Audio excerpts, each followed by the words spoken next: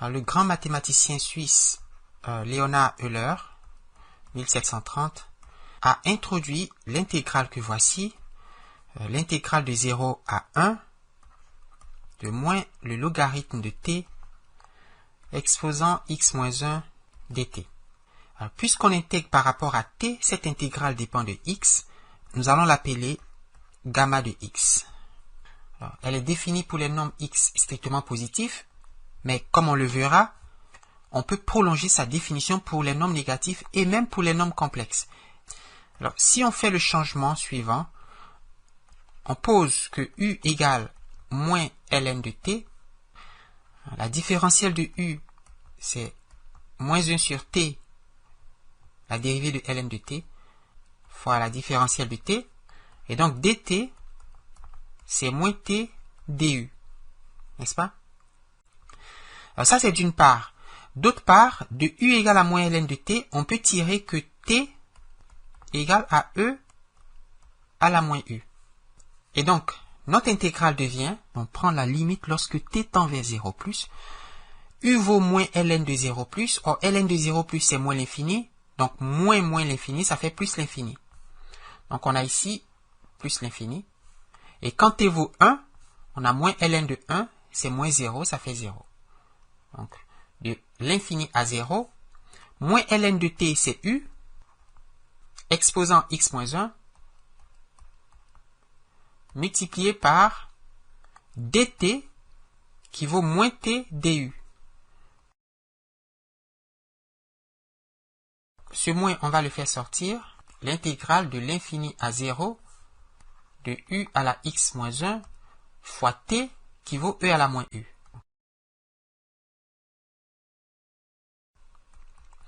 Alors, moins l'intégrale de l'infini à 0, c'est aussi l'intégrale de 0 à l'infini de u à la x moins 1 fois e à la moins u du. Eh bien, mes amis, c'est cette forme de l'intégrale de Euler, disons de la fonction gamma, avec laquelle nous allons travailler. Alors, partant de cette intégrale, nous allons calculer gamma de x plus 1. Il faut remplacer x par x plus 1, ce qui donne intégrale de 0 à l'infini de u exposant x plus 1 moins 1, c'est x, fois e à la moins u. Alors, faisons une intégration par partie de cette intégrale. On va regarder u à la x comme v, et puis e à la moins u comme w'. Et vous savez que la formule d'intégration par partie nous dit que cette intégrale sera alors égale v fois w, de 0 à l'infini, moins l'intégrale. On a v fois w', on aura donc v' fois w. V, c'est u à la x. W' c'est e à la moins u, et w qui est une primitive de e à la moins u, c'est moins e à la moins u. N'est-ce pas? C'est une primitive. C'est pas la dérivée. Bon, ici la dérivée coïncide avec une primitive, mais c'est l'intégrale de e à la moins u que j'ai prise. Et ceci de 0 à l'infini, moins l'intégrale de 0 à l'infini de v', la dérivée de v, or la dérivée de u à la x, c'est x, u à la x moins 1. Donc c'est x, u à la x moins 1, fois w, qui vaut moins e à la moins u. Donc, moins e à la moins u du. On a donc moins u à la x sur e à la u, de 0 à l'infini. Moins et moins, ça fait plus. X est indépendant de u, et on intègre par rapport à u, donc on peut faire sortir x. Et on a l'intégrale de 0 à l'infini de u à la x moins 1 fois e à la moins u du. Alors, remarquons que cette intégrale, c'est exactement gamma de x, n'est-ce pas? Donc, on a gamma de x, et ici on a x, donc x fois gamma de x plus ce terme. Alors, vous savez que les fonctions exponentielles, au voisinage de l'infini, dominent les fonctions polynômes. pour les fonctions puissance. U exposant x est une fonction puissance, E exposant u est une fonction exponentielle. Quand u tend vers l'infini, U exposant x, E exposant u tend vers 0. Tend vers 0. Donc on a 0 moins 0 exposant x, ça fait 0. On a donc gamma de x plus 1. 0 moins 0 plus x gamma de x, c'est-à-dire x gamma de x. On peut examiner cette relation dans le cas où x est un entier naturel. Quand x vaut 1, 2, 3, 4, à quoi correspond cette écriture? Eh bien, gamma de x plus 1 égale à x gamma de x. Mais gamma de x, en vertu de cette relation, c'est x moins 1 gamma de x moins 1. Donc on a x moins 1. Et on peut développer gamma de x moins 1 en écrivant x moins 2 gamma de x moins 2. En répétant cette procédure, disons on a 3, on a 2. Ouais, chaque fois on a x gamma de x moins 1 gamma de x moins 1, x moins 2 gamma de x moins 2. On aura donc fois 1 gamma de 1. X fois x moins 1 fois x moins 2 jusqu'à 3 fois 2 fois 1. C'est la factorielle de x, n'est-ce pas? Tout ceci égale la factorielle de x fois gamma de 1. On voit donc que gamma de x plus 1, c'est x factoriel fois gamma de 1. Mais il faut calculer gamma de 1. D'après la définition, c'est l'intégrale de 0 à l'infini. U à la 1 moins 1, c'est U à la 0, c'est 1. Donc, de E à la moins U du. Intégrale de 0 à l'infini, E à la moins U du. Et une primitive de E à la moins U, c'est moins E à la moins U. De 0 à l'infini. E à la moins l'infini, c'est 0. Moins. E à la moins 0, c'est E à la 0, c'est 1. Mais avec le moins, on a moins 1. Et donc, gamma de 1, c'est 1. Alors, si gamma de 1, c'est 1, donc lui, il vaut 1. Gamma de x plus 1, c'est donc x factoriel. Gamma de 3, c'est gamma de 2 plus 1 qui vaut 2 factoriel. Gamma de 7, c'est gamma de 6 plus 1, 6 factoriel. Gamma de 9, c'est gamma de 8 plus 1, donc 8 factoriel. Gamma de 1 demi, c'est donc l'intégrale de 0 à l'infini de u exposant 1 demi moins 1, c'est moins 1 demi, e à la moins u du. Qu'on peut encore écrire intégrale de 0 à l'infini de e à la moins u sur racine carrée de u du. Alors nous allons procéder à un changement de variable. Pour calculer cette intégrale, nous allons poser que u égale à t au carré. Et ce changement, il est approprié pour faire disparaître la racine carrée, puisque la racine de t carré, ça sera alors t. Et si u vaut t carré, la différentielle de u, c'est 2t dt. Alors, de 0 à l'infini, puisque quand u vaut 0, t vaut 0, et quand u vaut l'infini, t qui est la racine carrée de u, vaut aussi l'infini. N'est-ce pas? Donc, les bornes sont conservées. Alors, j'ai e à la moins u, c'est e à la moins t carré, puisque u c'est t carré, sur la racine carrée de t carré, c'est t. T est positif. Et puis, la différentielle de u, c'est 2t dt.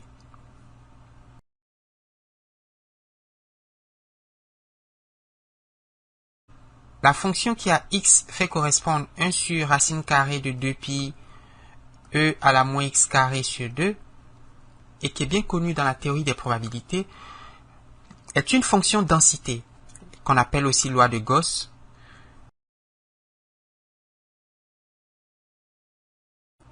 qui a cette courbe en cloche, et on l'appelle la loi normale standard. en tant que fonction densité de probabilité, et on peut le montrer, c'est vrai, son intégrale sur la droite des nombres réels vaut 1. Donc l'intégrale de 1 sur racine de 2pi e à la moins x carré sur 2 dx égale à 1. Parce que c'est une FDP, une fonction densité de probabilité sur R. On a donc l'intégrale de moins l'infini à l'infini de e à la moins x carré sur 2 dx égale à 1 divisé par 1 sur racine de 2pi, donc à racine carrée de 2pi.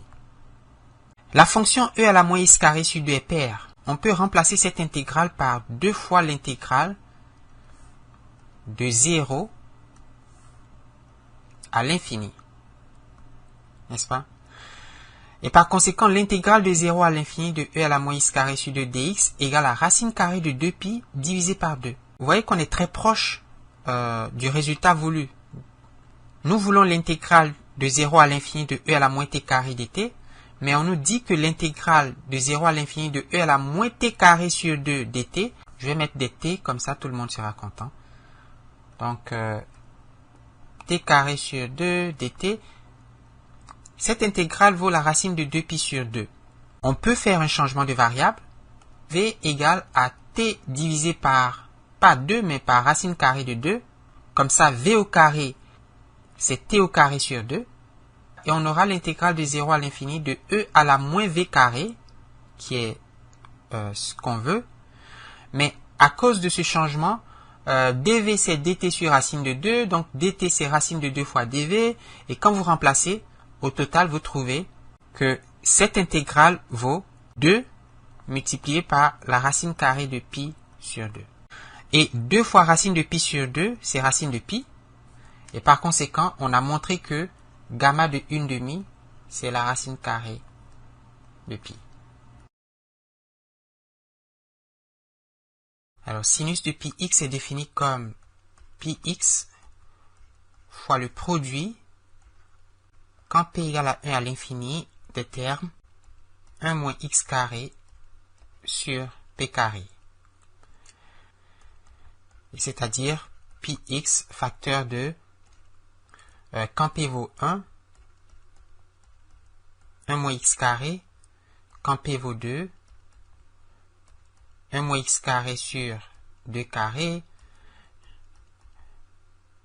1 moins x carré sur 3 au carré, etc. 1 sur gamma de x fois gamma de moins x, c'est moins x carré fois le produit quand p varie de 1 à l'infini, 1 moins x carré sur p carré. Et si au lieu de moins x, on a le complément à 1 de x, c'est-à-dire 1 moins x, donc si on a gamma de x fois gamma de 1 moins x au dénominateur, alors l'expression vaut x au lieu de moins x carré fois le même produit. Donc fois p égale à 1 à l'infini de 1 moins x carré sur p carré. On peut donc exprimer gamma de x fois gamma de moins x en fonction du sinus de pi x et aussi gamma de x fois gamma de 1 moins x en fonction du même sinus. Cette expression, qui est aussi celle-là, apparaît dans le développement de sinus de pi x. N'est-ce pas? Donc ça, c'est sinus de pi x, mais divisé par pi x. N'est-ce pas? On va donc écrire 1 sur gamma de x fois gamma de moins x égale moins x carré fois sinus de pi x sur pi x, de sorte que gamma de x fois gamma de moins x, c'est moins pi sur x sinus de pi x, de 1 sur gamma de x fois gamma du complément à 1 de x. On a dit que c'est x fois le sinus de πx sur πx, pi divisé par sinus de πx. Alors, je vais appeler cette relation 1 et puis celle-là 2. On peut tirer quelques valeurs remarquables de la fonction gamma. Par exemple, quand x vaut 1/2, on a gamma de 1/2 fois gamma de 1 moins 1/2. N'est-ce pas? Donc, si je mets ici 1/2, j'ai 1 moins 1/2. Ça fait gamma de 1/2 fois gamma de 1 moins 1/2. C'est donc gamma de 1/2 au carré qui vaut pi sur le sinus de pi fois 1/2. Alors, pi fois 1/2, c'est pi sur 2. Or, le sinus de pi sur 2, c'est 1. Donc, on a pi divisé par 1. Donc, gamma de 1/2 au carré, c'est pi divisé par 1, c'est-à-dire pi. Alors, comme gamma de 1/2 est positif, sa valeur égale à la racine carrée de pi. Gamma de 1/2, c'est la racine carrée de pi. On peut calculer la valeur de gamma de moins 1/2. Il suffit de remplacer x par 1/2. Donc ici, on a 1/2, ici, on a moins 1/2, mais gamma de 1/2, c'est la racine carrée de pi. Donc, on aura moins pi sur 1/2, c'est la valeur de x. Or, le sinus de pi sur 2, c'est 1. Pour calculer cette intégrale, nous allons considérer son carré. L'intégrale de 0 à l'infini de moins x carré dx fois l'intégrale de 0 à l'infini de moins x carré dx. Et comme ces deux intégrales sont indépendantes l'une de l'autre, on peut tout aussi bien écrire dans la deuxième intégrale, disons, moins y au carré dy ou moins z au carré dz, enfin, choisir une variable autre que la variable x. Et puis, on écrit la première intégrale avec la variable x. Donc, i au carré, c'est ce produit. On a donc l'intégrale double de 0 à l'infini, de 0 à l'infini, de e à la moins x carré fois e à la moins y carré dx dy. Soit encore i au carré égale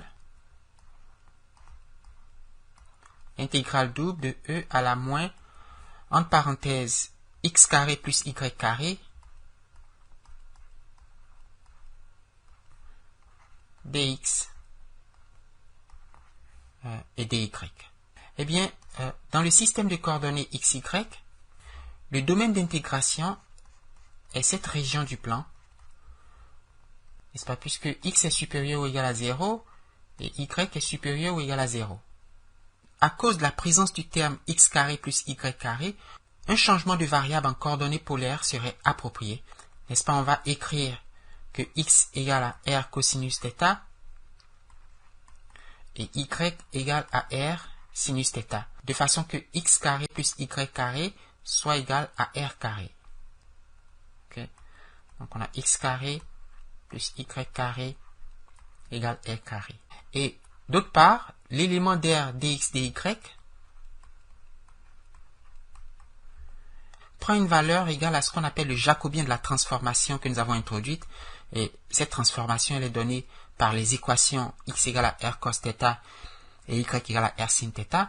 On peut montrer, sans trop d'effort, que le jacobien vaut r multiplié par l'élément dr dans le système de coordonnées polaires, donc dr dθ. dx dy, c'est r fois dr dθ. Et pour ceux qui ne sont pas sûrs, qui demandent comment trouver ce jacobien, comment montrer qu'il vaut r, eh bien, il faut calculer la dérivée partielle de x par rapport à r, la dérivée partielle de x par rapport à θ, n'est-ce pas? X est une fonction de r et θ, et puis la dérivée partielle de y par rapport à r, la dérivée partielle de y par rapport à θ, et ce déterminant, ou plus exactement, la valeur absolue de ce déterminant est égale à r. Donc ici, on aura r. Et donc, on a l'élément d'R. On a x carré plus y carré égale à r carré. Il nous reste à trouver les bornes d'intégration. Dans le système de coordonnées polaires, R est supérieur ou égal à 0, n'est-ce pas? C'est le rayon. Donc vous avez des semi-cercles. Et comme ces cercles s'étendent à l'infini, donc on a un rayon qui est supérieur ou égal à 0. Tandis que l'angle θ, on est dans le premier cadran, varie de 0 à pi sur 2. N'est-ce pas? De 0 à pi sur 2.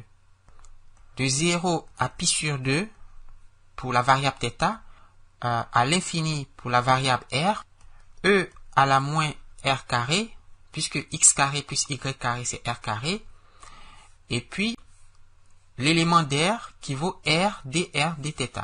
Donc on a r dr dθ. On a donc l'intégrale de 0 à pi sur 2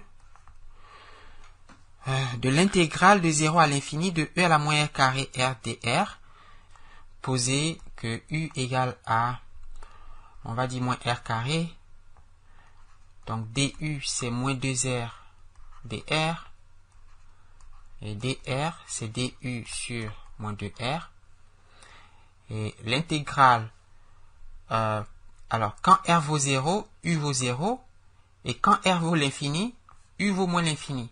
Donc cette intégrale, elle vaut 0 à moins l'infini de e à la u fois r sur moins 2r. Et r s'en vont. On a donc moins 1/2 de l'intégrale de 0 à moins l'infini de e à la u du.